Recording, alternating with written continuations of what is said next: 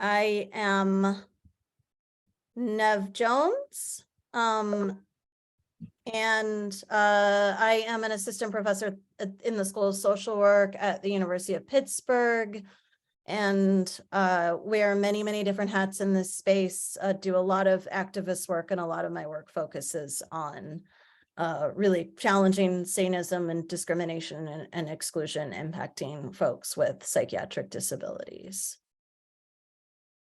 Thank you, Nev. Eric?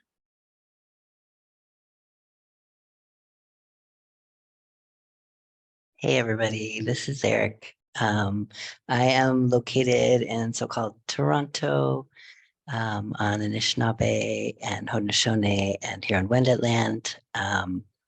And I do a lot of work with other disabled folks, including MAD folks, both care sharing and mutual aid work, as well as work to make activist spaces more accessible, and shift towards a culture of access in access spaces. And I am going to leave it there right now. Thanks. Thanks, Eric. Nika?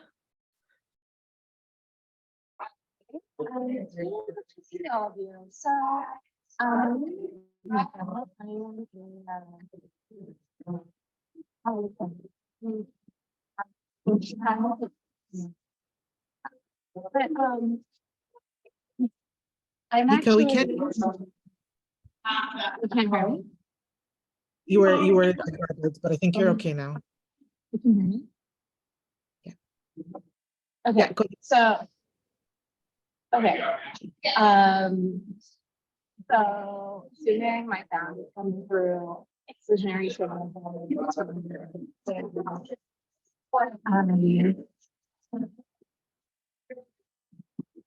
asking for language.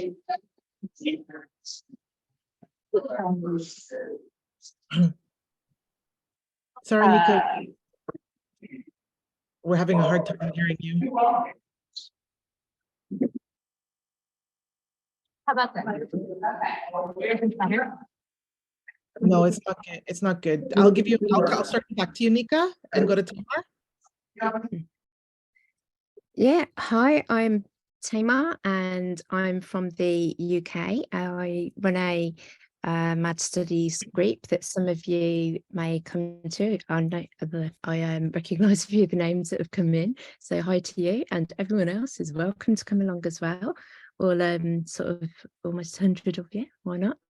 I'm also a MAD activist, particularly around service user or lived experience working, and you know, just doing bits of research as well. I'm like everybody, wear a lot of hats, so that's me. Thank you. David? Hi, everyone. I am a gardener, primarily. I've been living with several serious diagnoses, some more helpful than others, since I was 18. I'm now 56. I am feeling very weary now of all my community involvement. It feels very burdensome, and I feel that this whole dynamic is part of it. I'm part of a group that has been struggling to survive, called the Toronto Service User Educators Community of Practice, and we have been wanting, Nadia and Eric and Nev and I have talked, and the group has had one discussion so far on something called, what I like to call, accountability at the intersections, which is the idea of reconciling and navigating all the isms, especially when we are living with mental health challenges of various kinds. And to me, the reason I was keen to participate in this conversation, I have had experiences of alternative consciousness and having that not very well responded to in service user projects. But more generally, I feel like there's work that we need to do to address how we navigate and work collectively around sanism and all the other isms. And yeah, that's kind of why I'm here and why I'm interested in this. Thank you. And Nika, welcome back. Are you able to introduce yourself? I hope so. Can you hear me? It's a little better, just to. There's so many people storming it right now. Illinois. There's a number of happening in some different places that are competing for the competitive world. Democrats, Brandon Johnson and Paul Malik. Brandon Johnson, former foster child. Paul Malik is expert in that. And Nika, I'm sorry. Sorry, Nika, we can't hear you, but maybe I'll just briefly let everyone know Nika's in major protest and counter protest on reproductive rights, and that's partly why there's a lot of background noise and interference. So Nika, maybe I'll just give you a minute, and we can as soon as you have a chance to get to a good place, you can join us. But in terms of getting started, we did want to start with looking at what exclusionary Sanism is and how it then manifests. So I'm going to look to our panelists who did prepare a document. We'll try it again, David. Are we good to try it again? I'm I'm- not. If Yeah, I think we might not want to. I will just read our definitions because I'm getting just endless messages from Pitt IT because they have detected so much activity associated with this meeting. So again, serious apologies for that, and we will just keep troubleshooting, but I will go ahead and just read these. So starting with Meerai et al. 26, this is from an article entitled Anti-Black Sanism. Quote, Sanism is an oppression. It makes normal the practice of discrimination, rejection, silencing, exclusion, low expectations, incarceration, and other forms of violence against people who are othered through mental illness, diagnosis, history, or even suspicion. Poole et al. From 2012, quote, like racism, Sanism may result in blatant discrimination, but it will be most commonly expressed in multiple small insults and indignities known as microaggressions. We are integrating some of our own personal definitions. So from me, Nev, I see Sanism in the way that people avoid and ignore or respond with varying degrees of discomfort, anger, or disgust towards those who speak, think, and communicate in ways that depart from social norms regarding reason, rationality, sense, and meaning. Sanism is present in the othering and dehumanization of people deemed mad on the streets, in subways, in jails, psychiatric wards, and emergency rooms, but also in schools, universities, and the research activities that seek to define and guide the quote-unquote treatment of psychiatric disorder. From Nika, feminism frames Enlightenment philosophy as a psychoanalysis of gender to intervene in its views on the incommensurability of beauty and intellect. From the attorney and legal advocate Perlin, quote, Sanism is as insidious as other isms and is in some ways more troubling since it is largely invisible and largely socially acceptable. Further, Sanism is frequently practiced consciously or unconsciously by individuals who regularly take liberal or progressive positions decrying similar biases and prejudices that involve sex, race, ethnicity, or sexual orientation. Maybe we want to just sort of stop with those rather than read through all of them. Very good. And I'll invite if anyone on the panel would like to just speak to those definitions or their own understanding of Sanism. I'll start. I'm quite happy to start. When I first heard the term, it was in a context, how should I put this? In a context where I was fighting Sanism, but I had no language for it. And it was a fellow activist who was doing some work in a tribunal position who used that term, and it kind of opened my world up in that I was then able to understand and speak and say what that was. But what I think was interesting was that she was using the term within a tribunal setting. She had a lawyer working with her, and what's interesting as well is that the term was coined by a lawyer, so a civil rights lawyer, but it's actually to do with the law, whereas you would kind of have expected it to kind of come from the MAD movement. I mean, it kind of did in a way, because he was an activist. It's interesting that it's come from that you know, from that area, and then sort of moved on towards the MAD movement. So I find that quite interesting. Other panelists?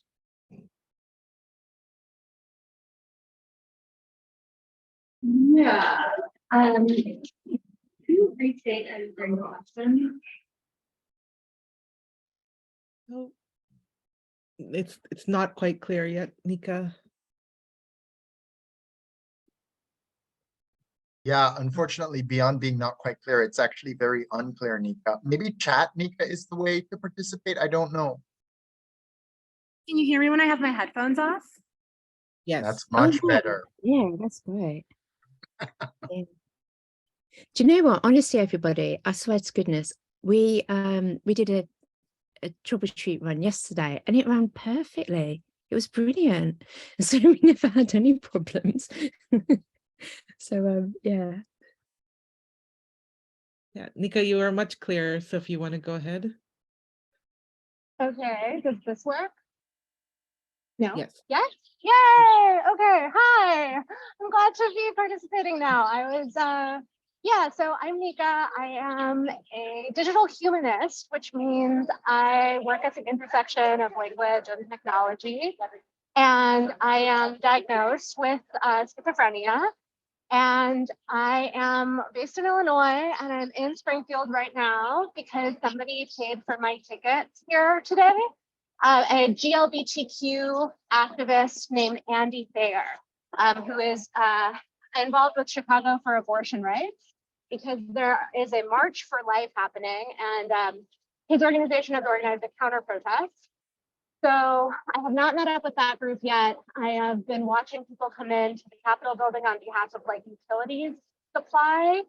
And I'm seeing a lot of people now walking towards the main action by the Abraham Lincoln statue out front. And yeah, I don't have any particular ideas about how to define Zionism, because I think it is kind of a weird word. I hadn't really encountered it until I saw David Mordecai's banner on Twitter. Thank you. And many thanks to the audience members who are weighing in on the chat. If you have references to Satanism or a definition that you work from, please do share that as well in the chat. One of the things the panel discussed is that the term is not widely used, not widely deployed, and there's not very clear definitions around the term as well. And so one of the outcomes of this particular webinar is also like, how do we actually get this word in use? And to that end, Tamar, yes? Yeah, I was just going to reply to something that Liam popped in the chat. He said that he would have expected this definition to have come from a lawyer, as they're the only ones who understand the law and how the legal system works. And I just thought it was interesting in that the term was coined sort of in the 60s, and I think the next because that's the first paper that we read on it, and that had it when basically when the when the term was coined, and then the next paper it had a look at was in the 90s by another civil rights lawyer. So you've got 30 years in between, and it's still not a word that people have really heard, you know, that's that common. And then there was the paper written in 2016, Anti-Black Sanism, and you've got 60 years that have gone by, and you know, people have barely heard of the term. So although it does come from a legal context, I think like any of the other isms, you would still expect it to have kind of come into general parlance, if that makes any sense. Especially because it helps you to understand what it is. Because I mean, I like to think of myself as being quite informed-ish, you know, but I had no language for what I was experiencing, and that the word really helped me to be able to put it into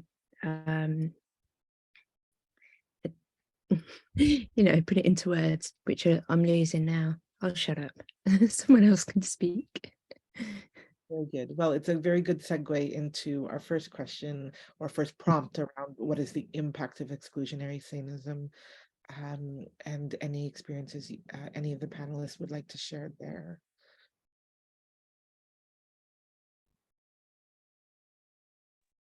I can jump in.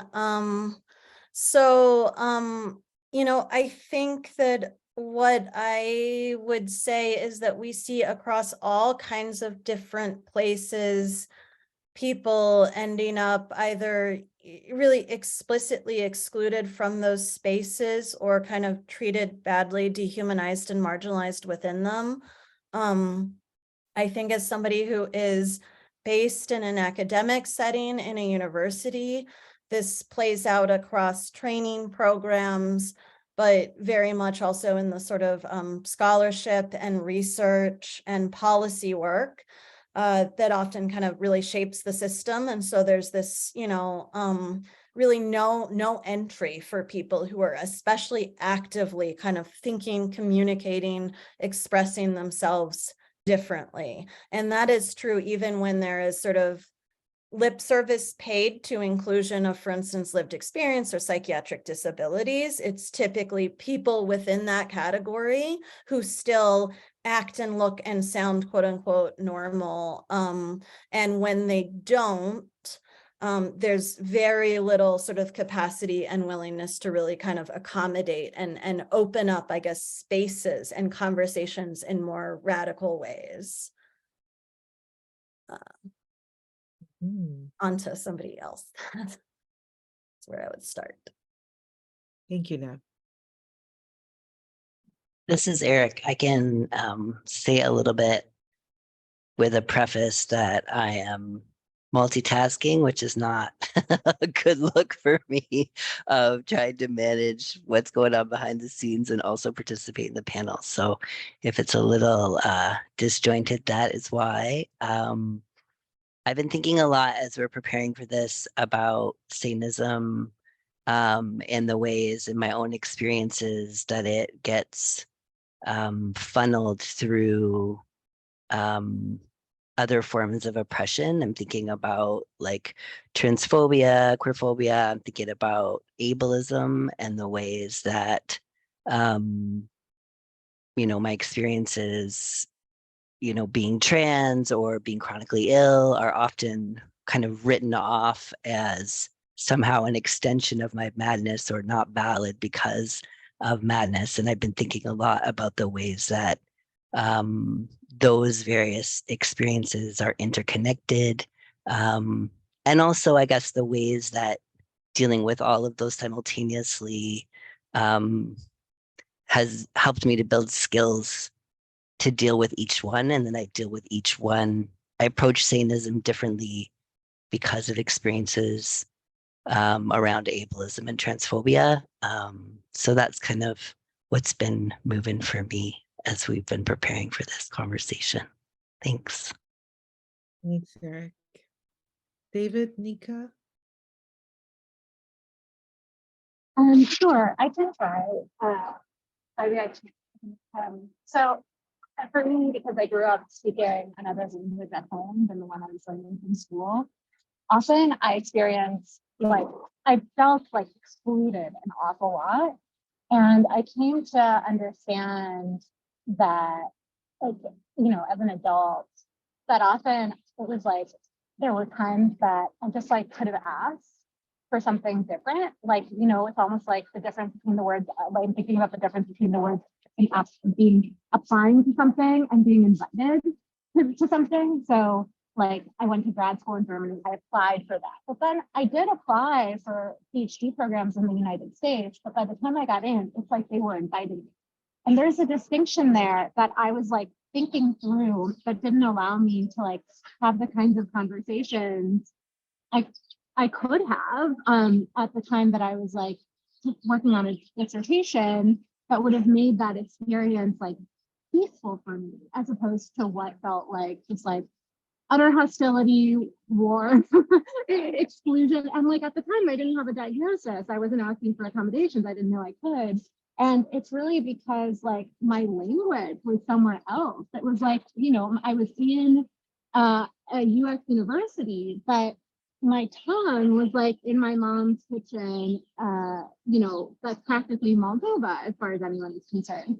So there's not really like a, so that's not, that's just, but that's such a rationalization of the experience because I'm making it just about like distinction or, definitions and word and language, that it doesn't really capture why it was like, what was insane about it was just that I was getting angry, like I was getting mad. That's it. Thanks, Mika. Sorry. Sorry, I'm a caregiver for a 99-year-old woman and I just got a message. So yeah, Nika, it's interesting because that when you were talking about that distinction between being invited versus applying, and also where you were speaking from and being understood, and how you're being understood or not understood, like I've been thinking a lot about what to me maybe underlies Sanism, and I think it's really important whenever we talk about isms like that, we recognize that the point is not to be able to say, I'm not sanist. The point is actually to be able to engage with all the ways in which I am sanist. And I almost think of ableism and sanism as I said this on Twitter once, and Nev was like, say more. And I was like, I'm going to need some time to think about it. But I think of them as the inescapable isms because being capable is so deeply linked to our survival, right? Like that's how, and being able.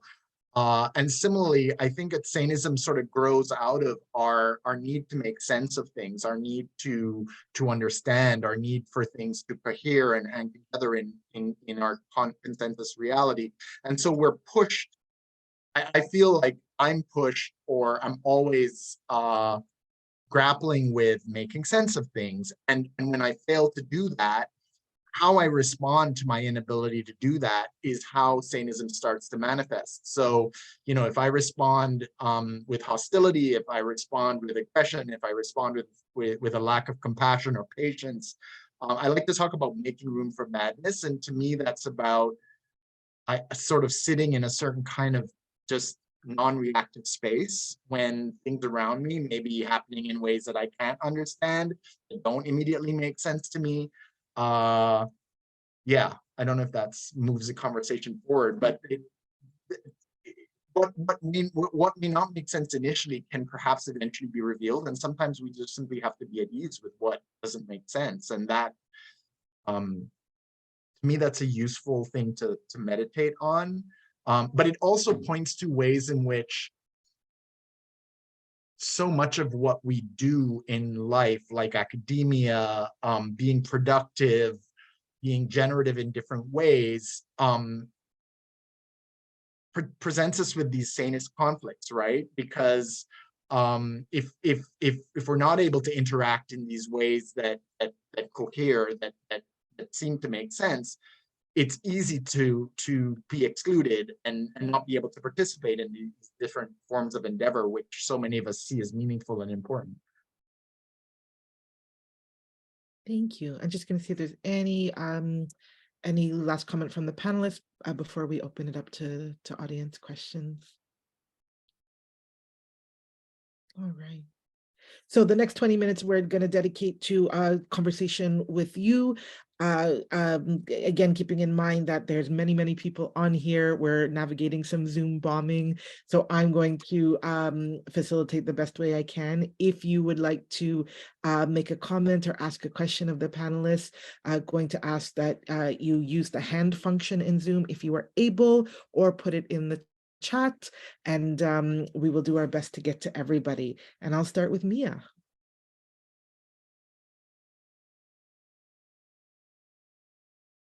Hi. Hi.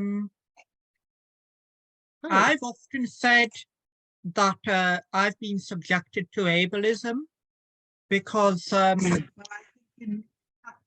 is Sanism, but I think it's like more people understand what ableism is. And I guess because I feel Sanism is disabling me by society, it probably comes under that, because I feel I'm disabled by society.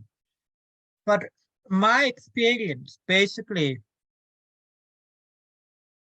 as an autistic trans woman, I've always had issues around nudity. So when body scanners were installed at airports, I became too afraid to fly to India to see an elderly relative. And I was subjected to a 10-year hate campaign, which made me even more afraid, because people accused me of facilitating terrorism and things like that, that I was risking people's safety by my campaign to get adjustments. But my family, like, there's been mental health issues in the family, like with a family member, like, I think like many years ago, like somebody spent from the 50s to the 80s, like a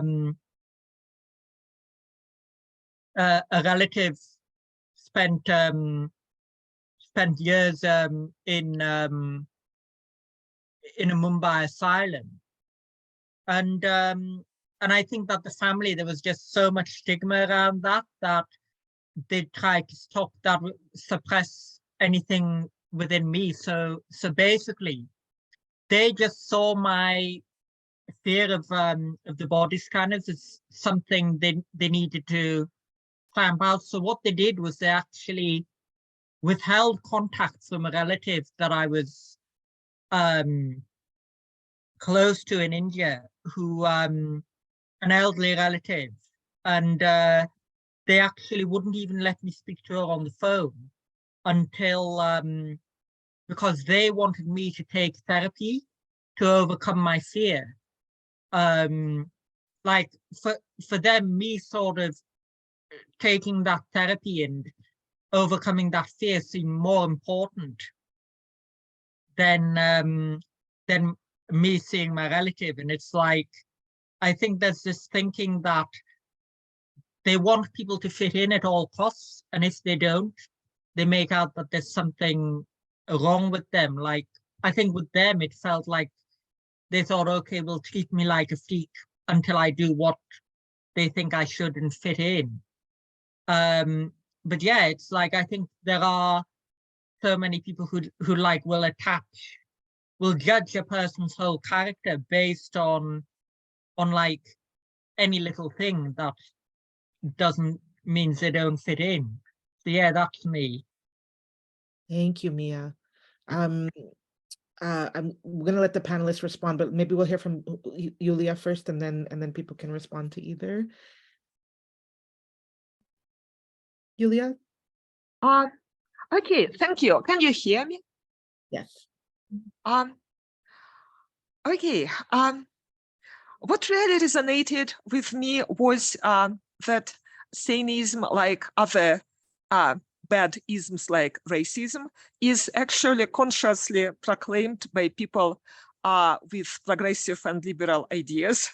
That's, I think, a very major point.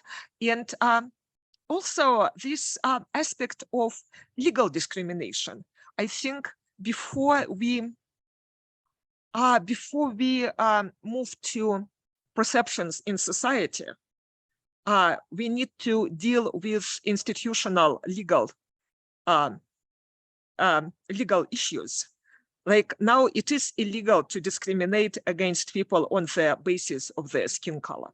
This happens in real life, but at least it's not anymore enshrined in the law. But it's absolutely legal to discriminate against people on the basis of their perceived or real mental diagnosis. As soon as somebody is, anyone actually is suspecting that somebody may have any mental health issues, it basically, this strips a person of all their, or of most of their civic rights.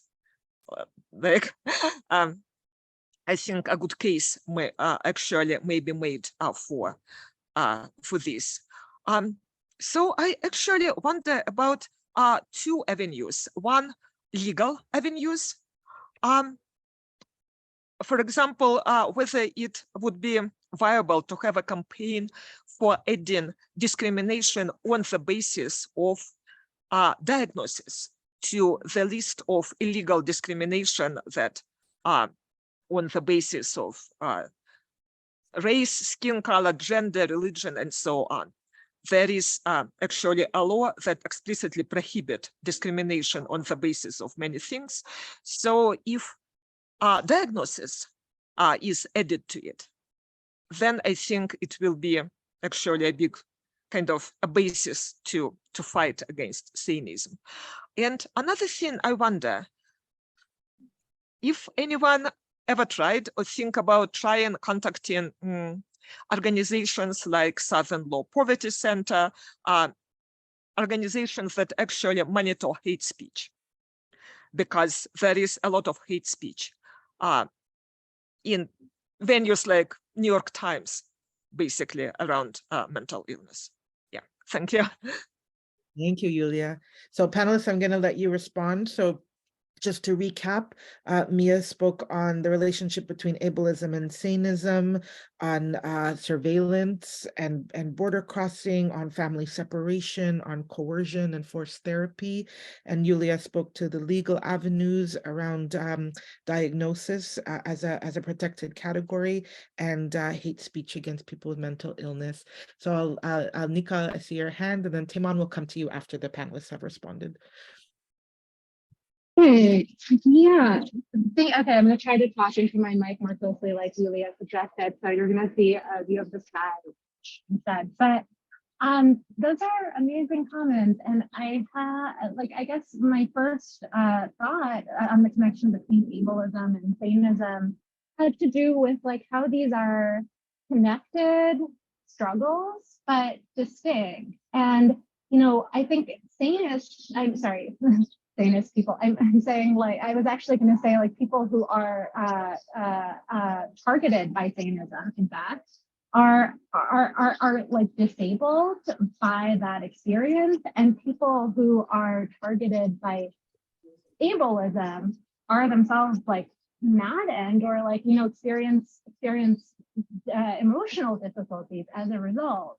And that is the way that works is connected to something that Yulia mentioned about hate speech in the United States, which, as far as I understand, and I don't know about Canada, as far as I understand, in the United States, it is not really a crime. The reason that it persists is it is criminalized in Europe. The reason it probably persists in the US is because the generations of immigrants that have come from Europe are in many ways speaking a somewhat decolonized version of English that's encoded with like sort of the grammatical structures or like the narrative arcs of you know, what would be chargeable, like a chargeable offense were it presented in like plain language in France and Italy and Germany. So that is, you know, something that I take very seriously because I'm from Moldova, which is part of Eastern Europe, speaks Russian and Romanian, and Moldovans do. I only speak Russian. I was naturalized in the United States when I was 12. But you know, I felt very like I didn't really belong here because I was brought here by my parents as a child. And so I married someone from Europe. I married a French person with an Italian background. And you know, I think that what I was experiencing in our relationship was a form of like true like cruelty and abuse that was like, you know, like neutered hate speech, neutered of all of that content. Yeah, and that can also be disabling, as I've experienced. I mean, like, because I'm right now have chronic pain, it's not like, you know, it's not like, you know, it's not technically a disability, but it is extremely unpleasant. I think that I just want to introduce that kind of gendered experience as my interest in like approaching Sanism through the lens of feminism and reproductive justice, because I think that the experience of being institutionalized or hospitalized in particular varies depending, like, I mean, it's not the same as being incarcerated, but like to the extent that it is, may be vectorized through sex and gender. Thank you, Nika. Tamar? You're on mute. Sorry, I always do that, a bit like a granny. Yeah, I was going to respond to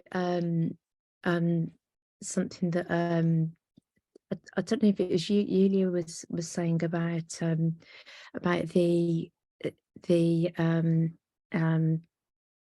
legal side. Sorry, it's going out of my head at the moment, and it being covered that way.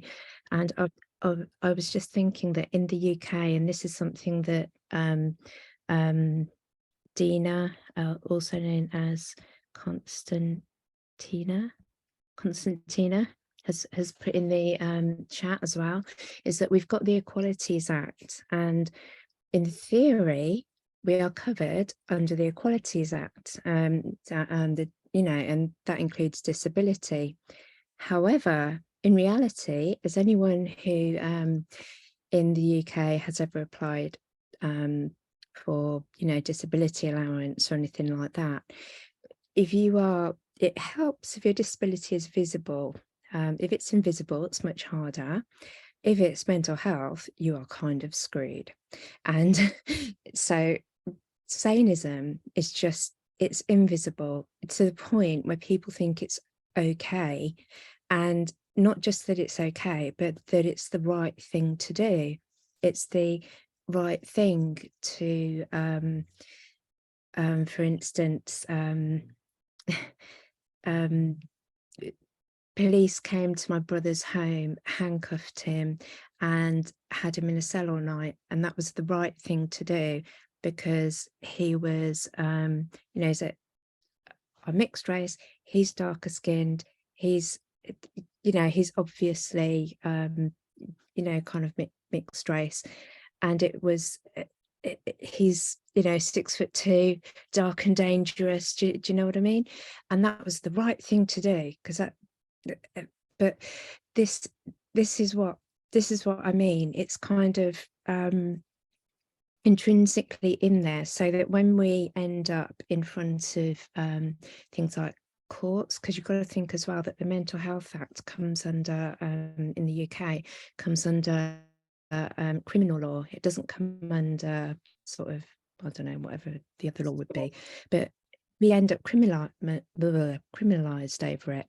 So there's a lot to think about in that area, in that just because it says we have rights, it doesn't necessarily mean that people see those rights or that we get those rights because they're in law. And a lot of it is is trying to educate lawyers as well to see that we have those rights and that they're real and that, you know, etc. Yeah. Sorry, I will stop because there are lots of other people that need to speak. Thank you. I'm going to go to Nev to comment and then back to our participants who have been waiting patiently. Nev? Yeah, I just wanted to add to Tamar's really important points that I think we see this across many national contexts, that there are laws on the books and there are major problems that stem from both interpretation of what the law was or wasn't saying, and then the role of the judiciary or the sort of the equivalent, right? Judges who are making a decision about the application of the law. And certainly there's a rather voluminous literature here looking at how much sanism and prejudice manifests in judicial rulings and how they're treating and responding to people. But the other thing that I wanted to add that I think makes this so slippery, and actually Shannon Pagden, who's in the audience, has led and developed this really great research project trying to look at actually the aftermath of how people respond to quote unquote psychotic symptoms, and also the individual response using the lens of sort of post-traumatic symptoms. And they have a bigger impact on people's quality of life than the underlying quote unquote psychosis. And I think when it comes to the law and legal protections, spinal cord injury is a discrete, relatively speaking, thing. I don't want to overplay because physical disabilities have plenty of kind of consequences and spillover in other areas too. But in a sense, it's concrete what it is even we're talking about.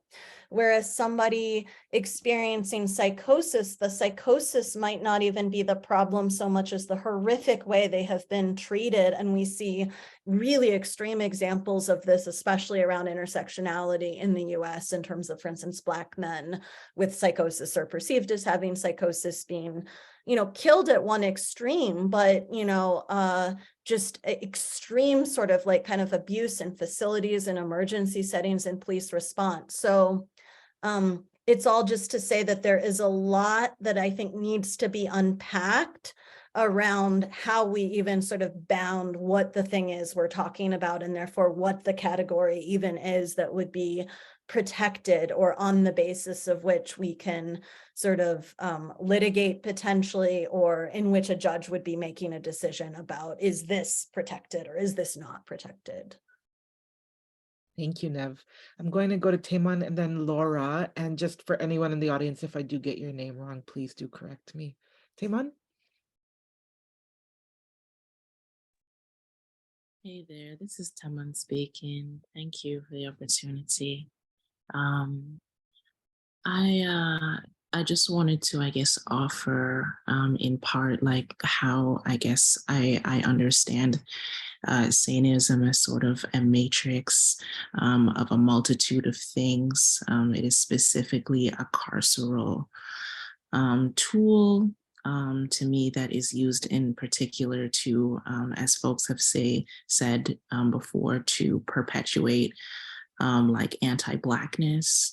And we see this in the ways, and I say this as somebody who is a survivor of these things as a Black person, as a trans person, etc. And so when I look at this, I think about like how sanism itself even gets separated from ableism. Like, I think that when we think about our bodies and our minds, like only white supremacy could really convince us that your brain is separate from, from the rest of your body, right? So to me, it is a form of sanism, or excuse me, it is a form of ableism, kind of like autism, which is like, the discrimination of people who are deaf, for example, right? Like, to me, it's that form. However, when I think about ableism is also created through anti-Blackness. We think about sanism through the lens of the drapetomaniac, right? As in Black people who were diagnosed as insane, as crazy, for trying to escape enslavement in the United States, right? when I think about that, like it's not simply just those things, but like a combination of everything combined, right? Like it is simply an entry point to me into like how we malign certain needs. And so like I take that from like DJ or from like disability justice like lenses, is like we malign certain people's needs, we malign certain people's like ways of being, and specifically that behavior. So of course, even if somebody doesn't have a diagnosis, we can diagnose somebody if they are not quote unquote behaving in a way that is transphobic, essentially, that is homophobic, that is anti-Black, you know, that is cis sexist, you know, like it's a multitude of things. So when I think about saneism, it's not just like one. To me, it's a point on a spider web of a multitude of things. And so then when I think about like, you know, involving the law has never been on Black folks' side. We know this, right? Like that is a fulcrum of like experiencing racism.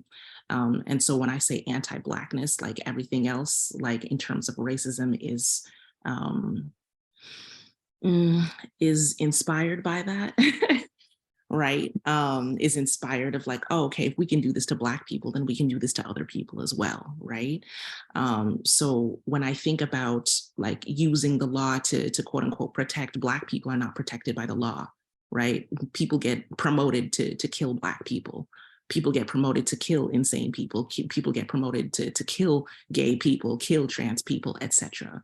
So for me, like I think somebody put it in the chat, to Leila Lewis's perspective about like abolitionist understandings of how we view saneism and how we view ableism, because that is how do you say, this system is specifically designed in itself to be sanist, to be disabled, to be ableist or disableist. But those things like already include anti-Blackness, they already include homophobia, they already include transphobia, right? Like that's why like trans people have to like have our hormones, for example, gate kept by doctors. Why do I have to get like some sort of like little diagnosis by somebody to say like, oh, you're like crazy in like this kind of way, so you're gonna get hormones for that? Like what? Like, or I could just have body autonomy, right? And like just be able to alter my body the way that I want, whether you view me as insane or not, whether you view me as whatever or not, whether you perceive me as whatever or not. So I just wanted to offer that to the group. Thank you for letting me speak. I am done speaking now. Thank you so much for that. I'm gonna let Laura chime in too, and then we'll go back to the panelists. Nick, I saw your hand. Laura? Just making sure this is me, that Laura Burke that you were looking for, not there. Yeah. It's a common name, there may be another one, I'm not sure. I was just really enjoying this conversation, so thank you so much. And thank you for Taman for that really lovely addition to the conversation. And this brings me back to like what I was thinking about with what David was saying earlier about this fear and confusion that we experience on like a personal level. That is, of course, you know, comes from many things, but just thinking about how saneism exists because of our internal relationship between fear and uncertainty and the cultural ideas of these hierarchies of worthiness and dominance. And when we feel afraid and are bound up in hierarchies that we are bound up in, we enact power over to dominate and uphold this entrenched hierarchy that we have.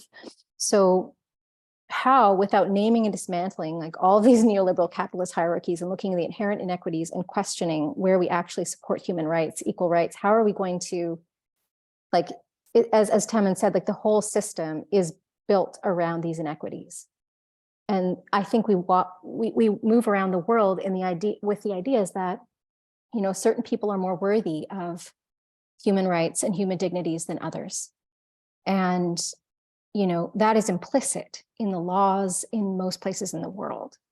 And I'm just, I guess, feeling a little overwhelmed right now, and like how, without like burning down the system in a really overt and blunt way, like how do we name these kinds of relationships with hierarchy and dominance? And and how do we like bring into education systems, how do we bring, and I think in terms of the law, I think we also need to uphold what we can and do what we can with the laws that we have to start there. But I think inevitably, hopefully that will change, and the laws and the systems will hopefully change as we come into relationship with the fact that we are not walking this walk at all. So yeah, this is just my thoughts. So thanks so much. Thank you, Laura B. All right, panelists, and I'll start with you, Nika. Okay, can you hear me? No, not so well. Okay, then I'll come back to you. Okay, we'll come back to you. David? Hi, it's David. I really thank you for that, Laura, and thank you so much, Taeman. Sorry, I'm gonna get emotional when it happens. I've had a bad morning. Okay, David. Take your time.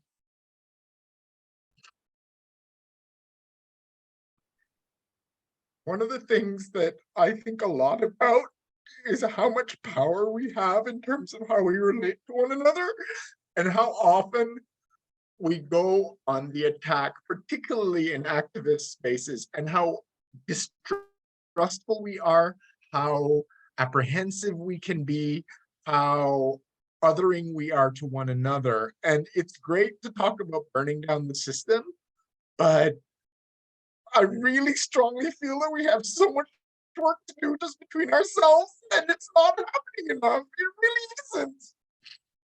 Sorry. That's okay. Everybody, I had scheduled a break for right now, called 10 past the hour. And Right on time. I'm gonna suggest we do that, and Nika, when we come back, I'll certainly give the rest of the panelists a chance to speak. So 10 past the hour, wherever you are, we're gonna go on break, and when we come back, it's going to be exactly that prompt that David just spoke to. Internalized sanism. How do we manage experiences of sanism in our community and community work? So that's what's coming up after the break, everyone. We'll see you 10 past the hour, and I'll stick around for a few minutes just in case anyone needs to check in. We had a really wonderful and rich discussion, both on chat and face-to-face, as it were, prior to the break. For the second round, the prompt is internalized sanism. How do we manage experiences of sanism in our communities and work? But also, if there was anything outstanding for you from before the break or anything that didn't get addressed, please do chime in as well. So we're gonna hear from the panelists, and then we're gonna again open it up for conversation and dialogue with participants as well. But maybe Nika, you didn't have a chance to speak before the break, so I'll start with you first. Yeah, thanks. So, can you hear me? Yes. Okay, great. So basically, like, okay, so just in response to, I think, Taeman's comment,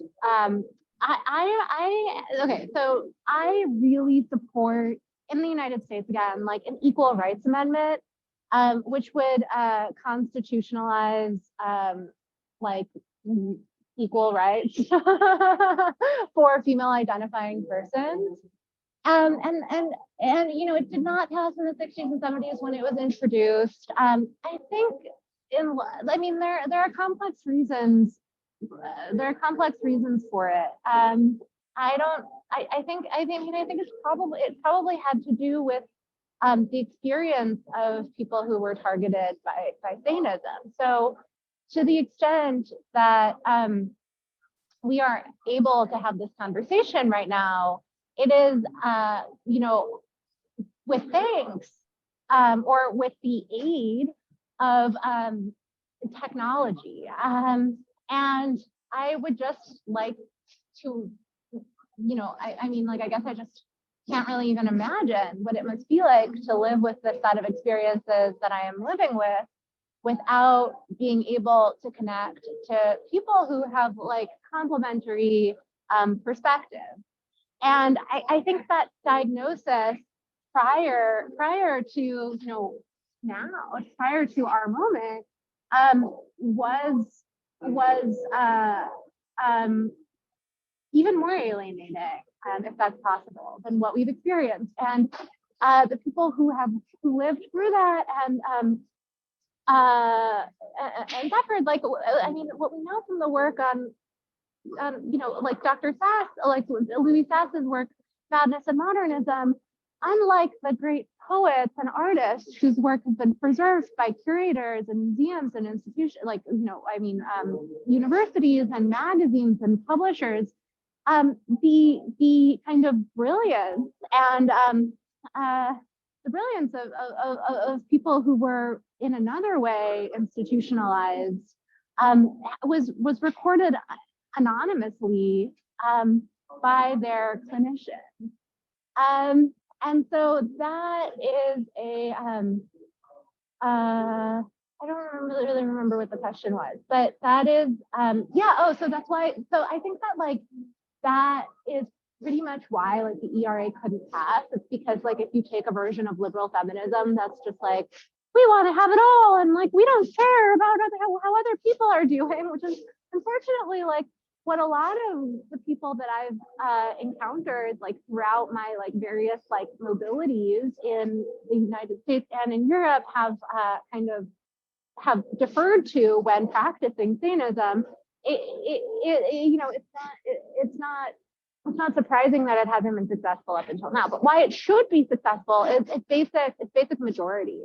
It's because I think everyone kind of who's addressing these problems of Sanism, ableism, racism can agree that one thing that would help would be to just get every single cisgender, heterosexual, white or Caucasian male out of power. Like that doesn't mean like, like that's it. Just get them out of power and abolish. That's my view. And so why the ERA would make that possible is because within every single identity category, there are more people that identify as female by the census, or at least as many if we adjust for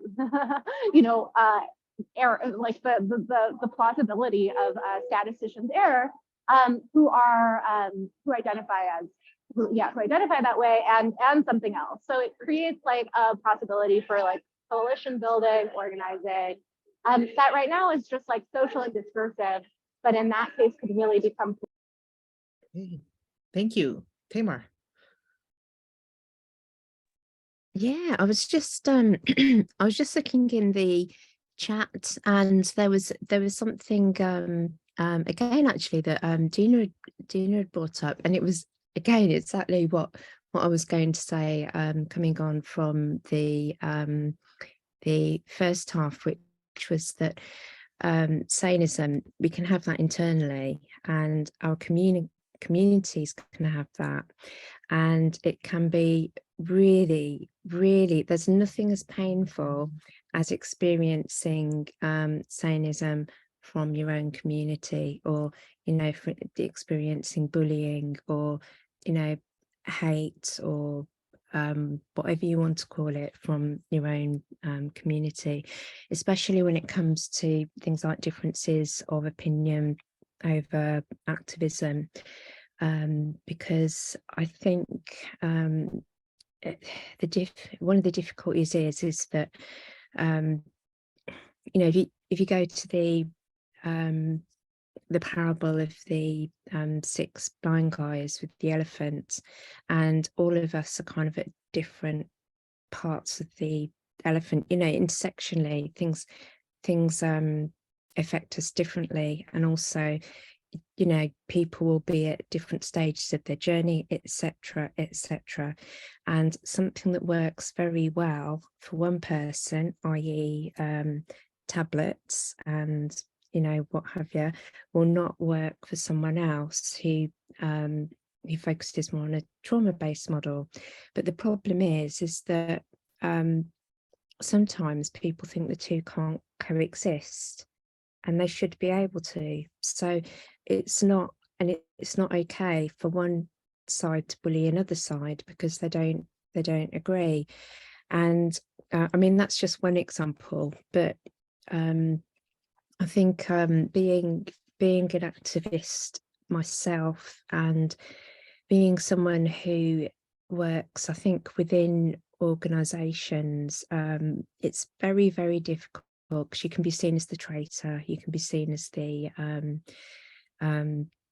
you see something that often other people don't see, and what you're trying to do is you're trying to build that bridge in between. You know, you're trying to make difference in that organization, and people don't see what goes on. They don't see the sanism you have to cope with and put up with, and then you go outside, and oftentimes you have to put up with sanism from your community as well, and it's very, very difficult. I think Sarah Carr wrote about it in she had a paper called "I Am Not Your Nutter," which I thought was brilliant.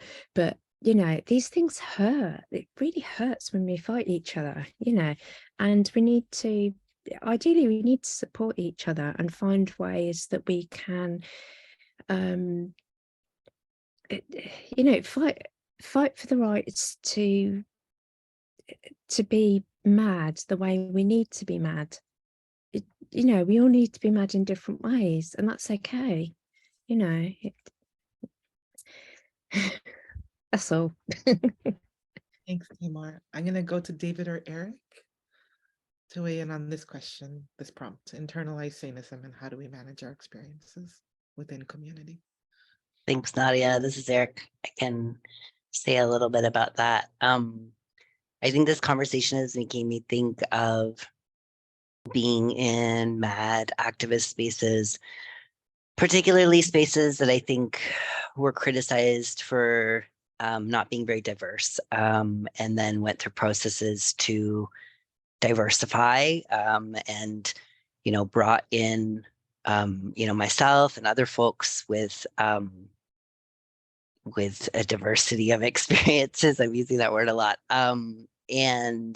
But really just wanted us to be there and wanted to keep doing what was always being done in the same ways, and weren't really ready to radically change what we were doing, and not really recognizing that, you know, bringing in folks who are experiencing, you know, multiple oppressions simultaneously means that, like, we're going to have to do the work really differently. And I think that there was a real, I don't know, there was like a shock around that, and also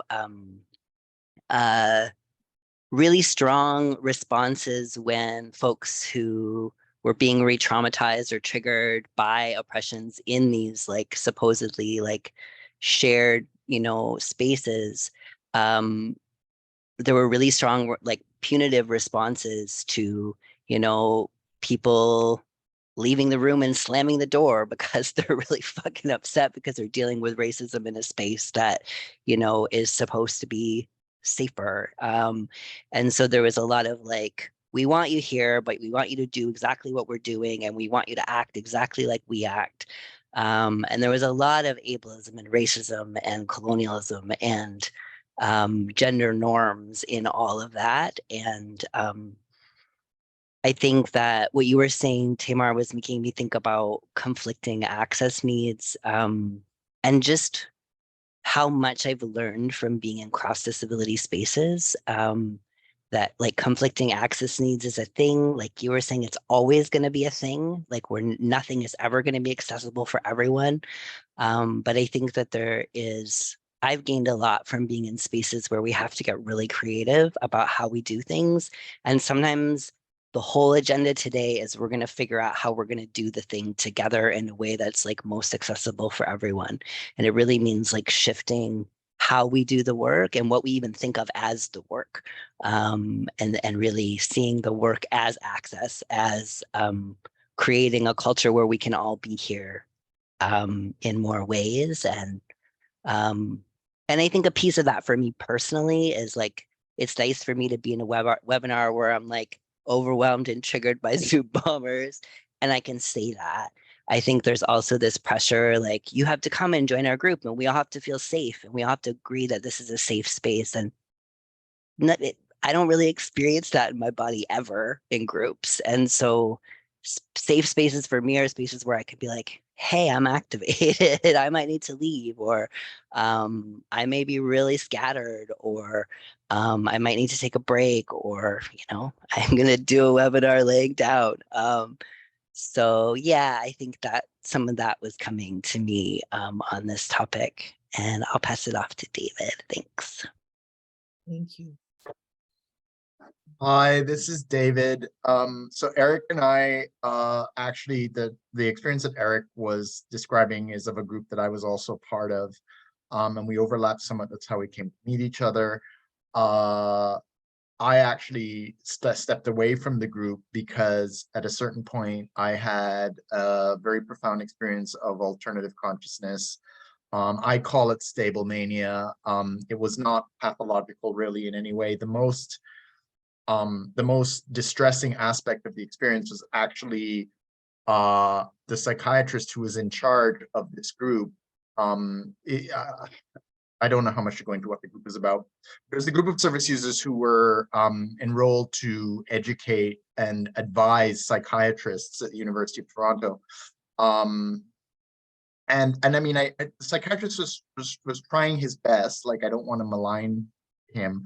But most of this was happening by mail. It's all recorded. Neva's invited me to write about it. I just haven't been able to do that yet.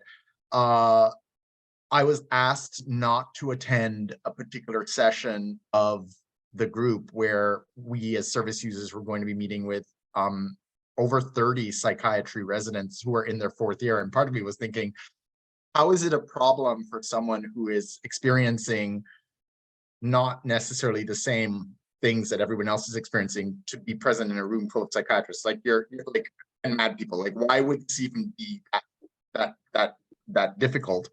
And I said to them, I think I'll be okay to come. I'll just be very quiet. Don't ask me to facilitate. I'll be fine. Instead of which I was asked not to come, and that proved, to Nev's earlier point, like that was the most distressing, destabilizing. I felt for the first time, because I became manic and psychotic when I was 18, and then I've dealt with mood fluctuations ever since. And my psychosis as 18 was full-blown disconnection from reality. Like, I didn't even remember the week. It came back to me gradually afterwards. This time, what was happening was kind of a double consciousness. So I was experiencing things in one way, but I was also able to hang on to the common reality that we had. And I knew that things had changed, but I also knew, like, when anybody who's actually gone like full-blown crazy knows that it's like, you suddenly learn that most of the world lives here, but there's another part of the world that's over here, and you go over an edge, and once you're over that edge, and there's a way in which I now feel like sometimes I'm closer to this edge and sometimes I'm not, and I'm sort of conscious of. And when I had that experience in the group, it was like somebody had kicked me, and I was suddenly right on the edge of completely losing all connection with consensus reality.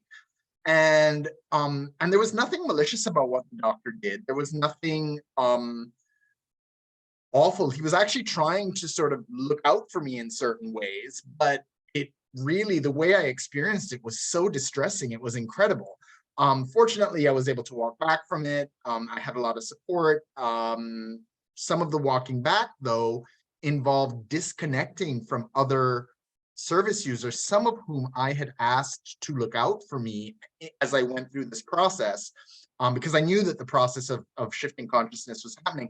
And since then, what I've really reflected on is what the experience was like for other people. Because when I finally went back to the group, what I learned was how distressing it was for the other service users to witness my trajectory towards, I don't know how they understood it, but it was really hard for them. And I can relate to that because I've been very out about my mental health diagnoses, conditions, whatever, since I was very young. I come from a family where madness is talked about openly. We have a long history of madness.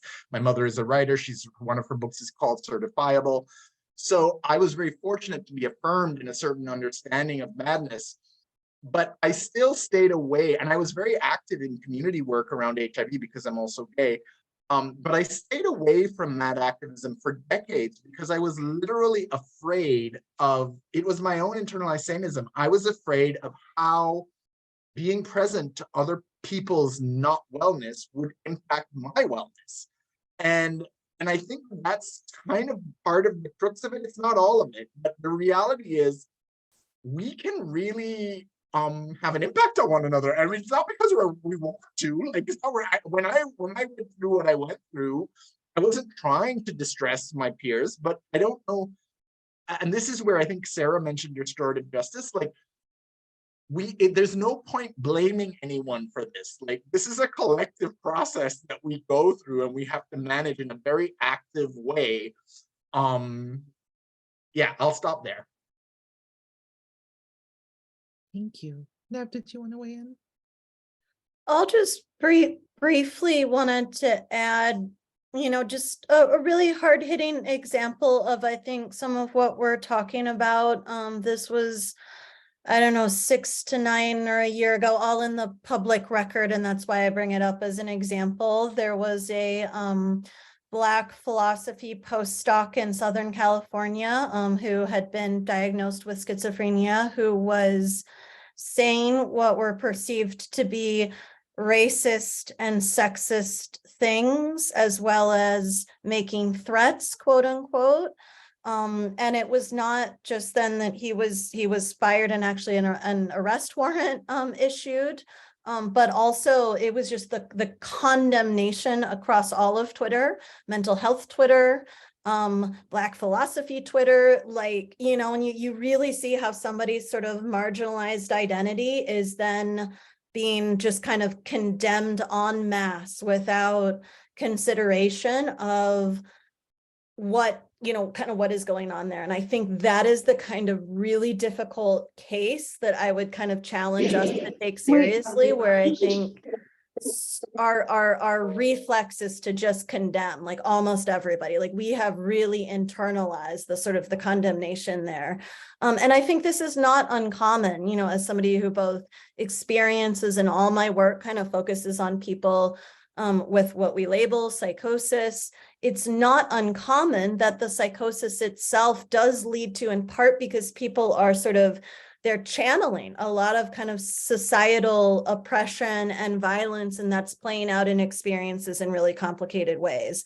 So I just want to say that, because I think, like, we need to start having those really hard conversations. And where I have seen conflict within the sort of user survivor movement, that is not an uncommon source. I think Dina said this in the chat as well. So one person is bullying or acting what is perceived to be angry, aggressive, hostile, but 9 times out of 10, that is also sort of part and parcel of their experiences and what they've been labeled with, and also the trauma maybe of how they've been treated. So to really, like, deal with this, we would have to go there. And I see avoidance, like, I really see, like, kind of avoidance, because it just makes a lot of people too uncomfortable. And it's really hard. It's really, really hard, not in any way downplaying that. Thanks, Nav. Nika, did you want to weigh back in? Yeah, I just want to respond. I think, so I guess I had like a very personal or like subjective like response to that example, because I have feel like I've often been like not ungenerous, like my language has been interpreted like against its meaning and against its content, because the combination of words is like a little bit unusual. And but I don't think I go near hate speech. And so I guess I just wanted to consider, yeah, so like in terms of like the issue of madness, sanity, and then the seeming legal permissibility of every single, like, there's no law on the book against hate speech. And in fact, there should kind of, like, I'm not carceral, but I also think that I don't know, just to give an example, I was recently at I'm involved with a magazine or a journal, and they have an editor who is like kind of doing a lot of stuff with the Caribbean diaspora. And in one of his emails, he used the word tribe, and the way that he's actually from Spain or Portugal or something, the way that he used it, I was like, that is hate speech. Like it was just like where it was in the sentence, how it hit. I was like, that is hate speech. And I said so to the editor, the founding editor, and he sent an email saying that he was taking himself off of rotation in the editorial board, but he's still in the Slack.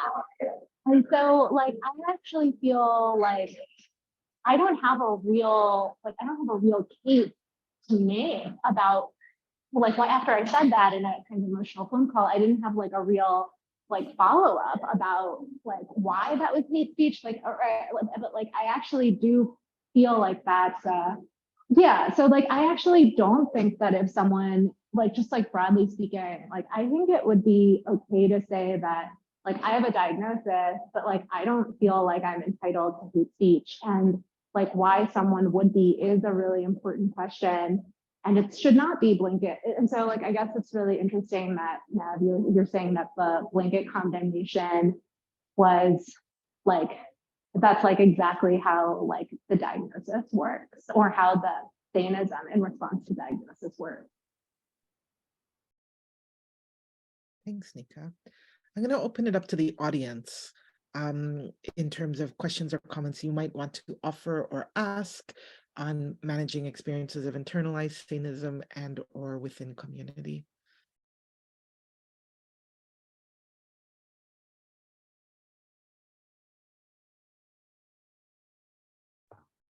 I have a question. It's Erin speaking. Hi, Erin. Hi, I don't have my camera on. It's a non-camera day. Hi, everybody. I was interested, I'm from Vancouver, right near a Squamish, I'm on Squamish territory, right near a block from Squamish Reserve. And sorry, Squamish and Tsleil-Waututh territory. I have a question about, do you know of any example? I know, Nev, you've looked at educational systems of where that there is a language, you know, in the hiring processes or recruiting students, and they're saying they want disabled students, but they seem to, if they do include students who experience psychosis or kind of madness that isn't going to be polite within the academic setting, there seems to be, I've never seen any kind of discourse about changing what the classroom would be, changing how we think about the space, changing that we're not going to get the police to have handcuffs on campus. Like, I know in Canada, that's actually the first response is teachers are cops, actually, are in the university system. So I am not seeing, and I've applied for positions and they'll say disability, but there's no language about what they're actually creating. I don't know if you've seen any examples of that. I mean, just to respond quickly to that, Erin, I mean, I think that it is an extreme struggle where increasingly I have come to see, for instance, kind of grades and the absolutely standard normalized kind of ways that we evaluate students as just fundamentally sanist, classist, racist in the way that these things intersect. I have been, kind of asking, I've been doing some talks on this and asking people, for instance, is because I teach in a social work program, is that what makes a good social worker? Is that what makes a social worker who can really kind of connect more deeply with people? Does it have anything to do actually with academic training? And I think that's part of the problem, is that there we are just, academic training is just absolutely steeped in these ideas that what matters is one's ability to perform and be productive in very particular, very narrow kinds of ways. If you don't grade, you risk losing the accreditation of your program in the US. So, this is some of what I've been having to navigate, is we're not just talking like sort of choices individual faculty can make. There are legal structures around kind of evaluation and all kinds of financial interests in that. So no, and when it comes to what we might call like active psychosis, quote unquote, I see intolerance in every space that you can name. When I was doing interviews with facilitators in the Hearing Voices movement, this came out a lot, both that they had witnessed it in other hearing, where literally the facilitator who is themselves a voice here actually is completely intolerant of people who are experiencing quote unquote active psychosis. And I think we see the same thing in educational spaces, and many of us here have experienced that and been completely kicked out of and terminated from our programs because of just a hard line of intolerance. So yeah, I don't see the exceptions. And as somebody kind of trying to fight that, it is just like, you just feel like you're up against a brick wall a lot of the time, I think. Mhm. Thank you. And thank you for your work and everybody's work on that. I appreciate it so much. Thanks, Erin. Anyone else? Tamar, did you want to respond to Erin? Just because you're in an academic setting also.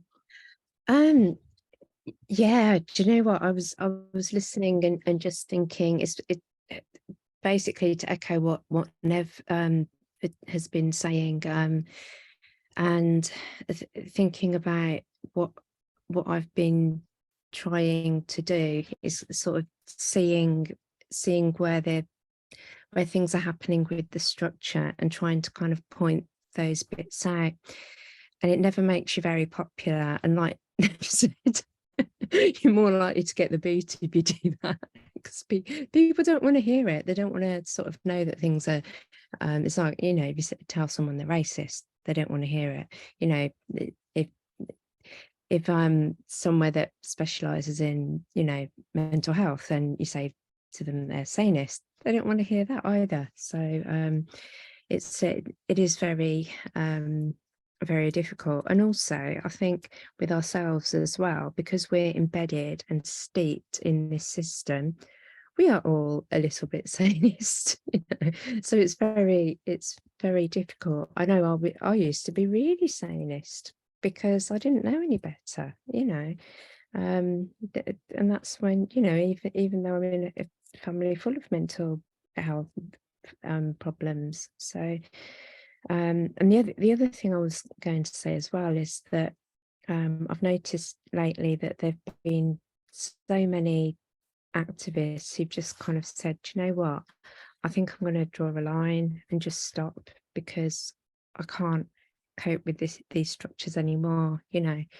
And what I'll do is I'll just to finish off, I'll put a call out for Stop Sim in the UK, where they've worked, I think, tirelessly for the last, I'm not sure if it's about 18 months, alongside NHS England to produce a report on some very problematic services. And, you know, unpaid, they'd had to do so much activism to even get awareness of this issue. And the report's been suppressed, and it, you know, just a summary document has come out. So I think they're all feeling, you know, like, what's the point? And I think this happens, you have a generation of activists and we fall flat on our face, and then it kind of happens again in a cycle, and you know, we never get anywhere. So yeah, so I'll leave it on that sad note. Yeah, see if anyone's got any ideas to make it better. Thank you. Eric, I'm going to go to you, and then Nev, there's a question to you from Dina in the chat. Eric? Thanks, Nadia. This is Derek. I appreciate what you said, Tamar, about sanism, and like you know, my own sanism, like recognizing that we're all carrying these belief systems. And I think one thing that's been helpful for me, I think kind of also speaking back to what David was saying earlier around like the tendency to kind of attack each other instead of the system. Like, I think when we're having these conversations, there's a way that we can really focus on, like, I can focus on your sanism, but I'm not focusing on mine. And I think part of what I found helpful is to look at the ways that my own internalized sanism then becomes like lateral sanism. So the beliefs, the masking that I've had to do, like the different strategies that I've used to survive, and the sanism that I've internalized then gets rerouted and dumped on another person that I'm trying to work with. And especially I think when there's differences in experience around madness. And I think often internalized ableism, internalized sanism is seen as something that is my problem. Like it's in me, it's my problem. And I actually think of it as a collective project. And I'll put a link in the chat after. There's some cool stuff coming up around community and working together to look at internalized ableism, inclusive of internalized sanism. And I think kind of combining that with these conversations about how we work together. And David chatted me, explained the concept of lateral. What I mean by like lateral sanism is like sanism from one mad person to another. And also the ways that also follows lines of racism and transphobia and, lateral meaning we're like maybe around the same positions socially, but I'm dumping a bunch of stuff on you that actually often comes from my own experiences of oppression. And so I need to like look at that stuff, but I need to do that in community. I can't actually work on internalized ableism / sanism alone. I don't think any of us can. So thank you. Thank you. Nev, the question to you, I'll just read it for anyone who can't access the chat. How do we open up the very difficult conversation on sanism / abuse of power within the survivor community, survivor research community in particular, when even alluding to hypocrisy, bullies writing books on mad knowledge, for example, is likely to close the conversation down? Well, I guess where I would start is just, part of what I see in general, and there are so many kind of specific kind of schisms on the US side. Some I've been more directly involved in, some I've been on the outskirts of. I think, especially when I'm kind of more observing, a lot of what I often see is just incredible pain and hurt on all sides of whatever the conflict is. And that's not to say there's almost always power imbalances. So there's what one somehow has to try to hold, and this sort of Herculean task, it would be dealing with power hierarchies and the way that plays out, dealing with pain, dealing with madness, like all mixed in, and then often racism, classism, internalized ableism, as well. And so you have all these vectors just, and what I often see is just incredible. Like everybody is damaged at the end. Everybody emerges hurt, in profound pain, not kind of coming together, but, kind of, and so how do we, which is I think kind of a lot of the conversation here, how do we as communities come together in a way that doesn't default to what from kind of an abolitionist perspective would be punitive approaches, right? Where that sort of baked into is punish the person, block the person, they're no longer kind of welcome in the movement, or kind of things like that. So like, how do we deal with real harms, but not in ways that just layer on more harms? Like, how do we actually heal collectively? And I have no idea. This is like the hardest thing. And for me, I don't know if there was one priority, one thing to just like deeply embrace, it would be this, because it's not one instance of this. I see this just all over. I think in the US, it's why we're at this point barely making an impact on policy often as a movement. Because there is just so much infighting and inability to work together anymore. Thank you. David. Hi, it's David. I think I finally got that right, finally. If I get emotional again, it's okay. I am okay. Thank you for your concern. I just get emotional sometimes. Thank you, Nev, for that. I always circle back to, and it's something that emerged out of that experience I had in 2017 with my mood elevation. And I really think that we are far more powerful than we give ourselves credit for.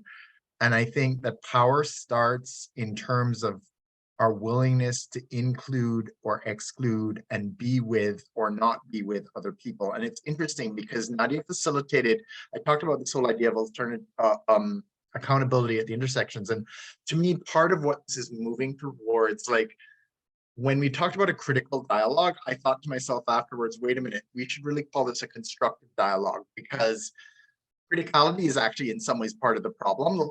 It's critical has an academic meaning, and that's all very well and good, but it also has it carries with it judgment, and judgment is, to me, like, we need to discern. Discernment is a word that I think is much more helpful than judgment. Like, we need to navigate between things. We need to recognize what it is we're dealing with. And in the first workshop in the seminar series that Nadia facilitated, it was very basic, but it was all about setting boundaries and simply setting the boundary of no. And I think one of the first things that we need to be able to be comfortable with is that sometimes we can be together and sometimes we can't be together. And sometimes, you know, people will behave in ways that are problematic, and someone else may need to distance themselves from me because of something I've done, or vice versa. That doesn't make either of us bad people. It means that right now in this moment, I'm dealing with something that requires me to set a boundary. And there are just so many very fundamental behaviors that I think we could start settling into and practicing. And the stuff has been going into the chat from people, from Eric, other people have put stuff in that I think probably speaks to some of this. But I, like, when I think about bullying, I think about, it's hard, but what is the experience of the bully? Like, what is that bully going through? What's happening for that person? What's causing them to behave in these ways that are so challenging for others? And it's really hard, I think, for us to do that. And it's, you know, you look at like the last president of the United States, so why would I even want to spend any of my energy trying to unpack any of that? But when it comes to our one-on-one interactions in movement and collective, I do think it's worth trying to spend some of that energy. And there is knowledge around that. And I think that that's where we perhaps really need to start doing some more work, if that makes sense. And I didn't cry, which is good. Wow. It would have been okay if you did. We might have time for one more comment or question from the audience.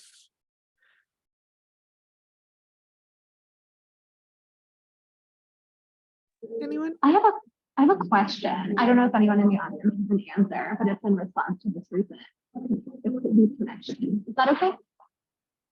Better now, Nika. Okay, great. So it has to do with this idea of like infighting in community of people with lived experience specifically.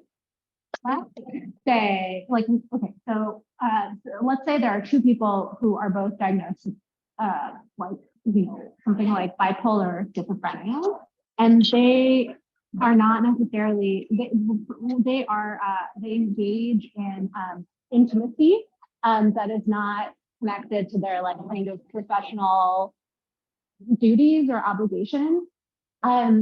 And so those kinds of institutional conditions produced a kind of conflict that is kind of in excess of, you know, kind of the conversations that, like, in excess of good faith, of the good faith that we're talking about, that people kind of being able to show each other. How can that kind of conflict, so that's like a conflict that like implicates this concept of love, but is not love at all. How can that be handled? So where there's a same diagnosis, but two very different lived experiences, Nika, is that the gist? Yeah. Very good. while people are thinking, or you can always put it in the chat. Well, David, I'll come to you, but we're also close to time, so I'm just gonna also invite all the panelists, maybe just to, if there's a closing statement or something you want to say before we wrap up. I'm gonna give all of you the opportunity. David, I'll start with you. Thanks. This is David. Yes, Nadia. I guess if that was the question Nico was asking around, like, madness to me is so diverse, and to presume it's a positionality thing, like just because you have the same diagnosis, that's just a very beginning starting point. And I think one of the things that's unfortunate is in some spaces we still tell our stories, in other spaces for various reasons we aren't comfortable, or that is seen as not the thing to do.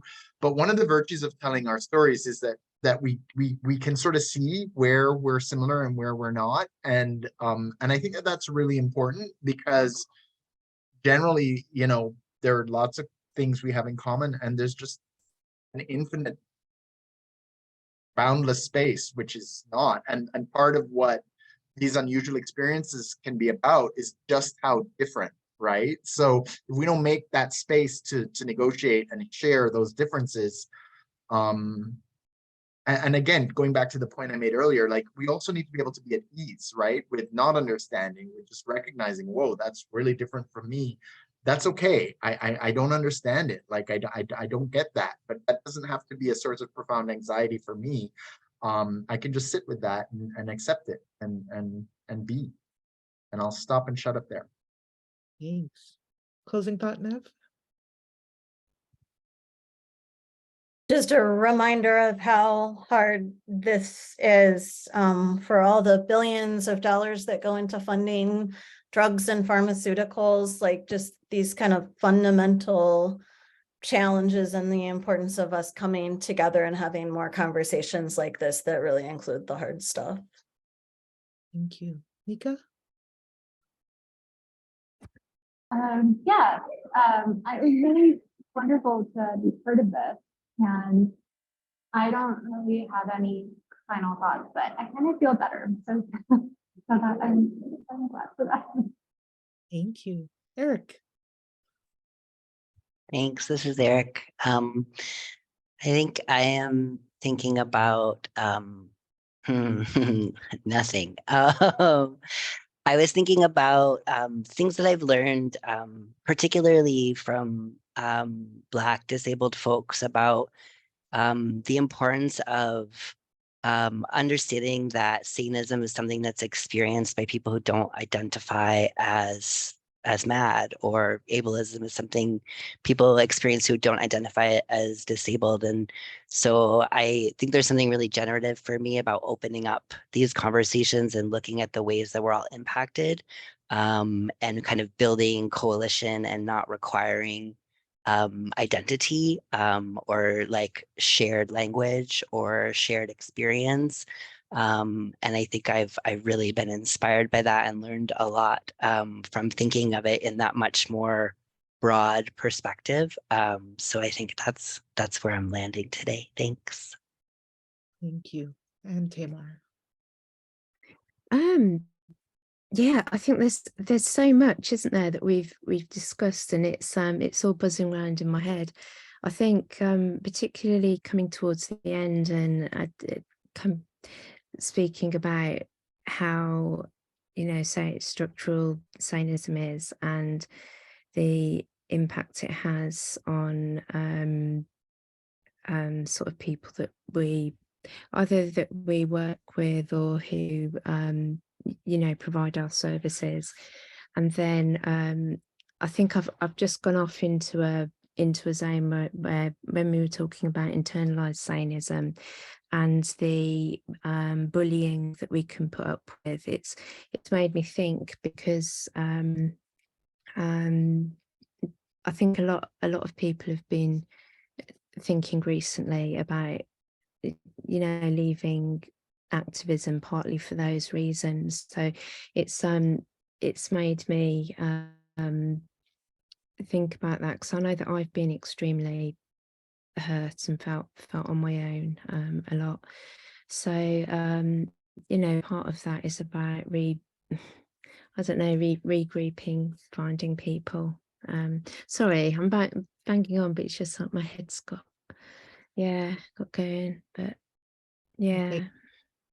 Thank you, everybody. So just in closing, I want to thank all of you for participating, for your vulnerability, for your sharing. I wish you nothing but the best, and hope for future connections moving forward. To all our panelists also, who also were doing all the background work, all the tech, all the setup, all the admin. So thank you, panelists. If anyone wants to, in terms of just, I know there's a lot of sharing and links in the chat, but if anybody wanted to put out there in terms of staying connected or how to connect, just turn that over for our the last minute together. The conference on critical psychiatry is happening April 1st and April 2nd, and chaired by Joseph Sexton, who was in here earlier, and there's a keynote from someone, and there's going to be a really cool book that comes along with it, and everyone is more than welcome to participate in that. We're going to send around links in whatever way of shape or is possible, and you can find it on twitter.com/BC Psychiatry. Very good. That's certainly one way to stay connected. Any last sharings? Information? Well, thank you, everybody, and thanks for everyone, their comments in the chat as well, and wishing you a wonderful rest of your day wherever you may be.